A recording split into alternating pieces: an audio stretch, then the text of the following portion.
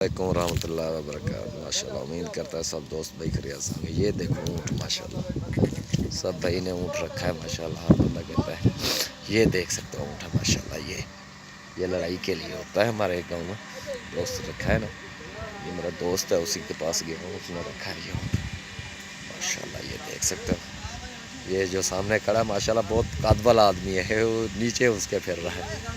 ये देख सकते हो माशाल्लाह, बहुत ही हैवी और ख़ूबसूरत चीज़ है माशाल्लाह, बहुत ही प्यारी। अभी ये धोंदा है डुंदा चचा, हाँ अजय 4 दांत हो रहा है अभी माशाल्लाह।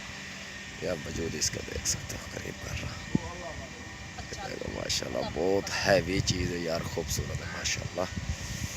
अल्लाह इन्हीं आती रखे माशाल्लाह, बहुत ही हैवी चीज़ है भाई देख, ये देख सकते हो माशाल्लाह, बहुत हैवी चीज़ है।